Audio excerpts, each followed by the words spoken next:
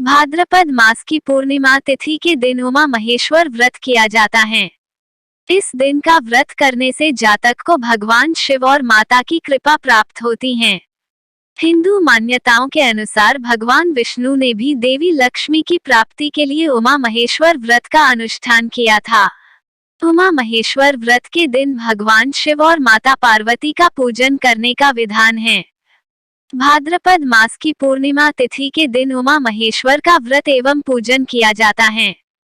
नमस्कार दोस्तों, बातें ज्ञान की YouTube चैनल में आपका स्वागत है।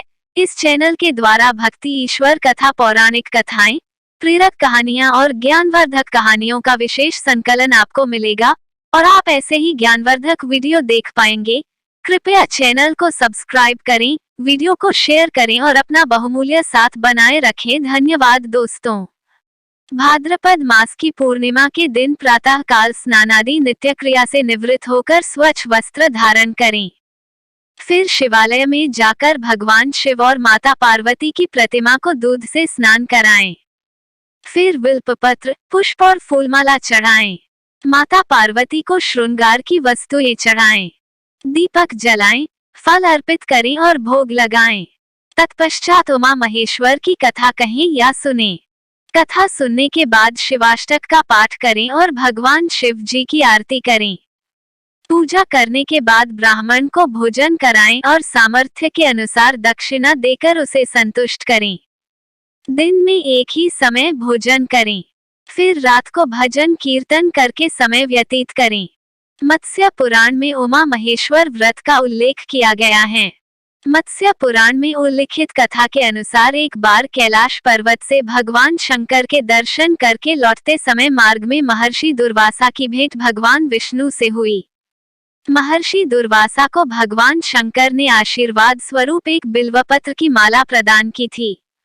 जब महर्षि दुर्वासा की भेंट भगवान विष्णु से हुई तो उन्होंने वो माला विष्णु जी को दे दी। भगवान विष्णु ने महर्षि दुर्वासा से मिली उस माला को स्वयं अपने गले में धारण न करके गरुड़ जी के गले में पहना दिया।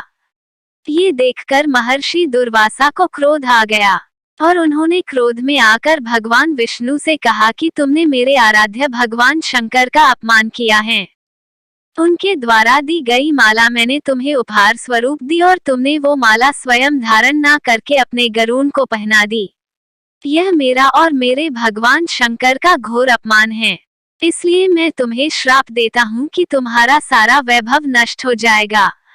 तुम श्रीहीन हो जाओगे, लक्ष्मी तुम्हारे पास से चली जाएगी, क्षीर सागर भी तुमसे छीन जाएगा और तुम्हारा शेषनाग भी तुम्हारी मदद नहीं कर पाएगा।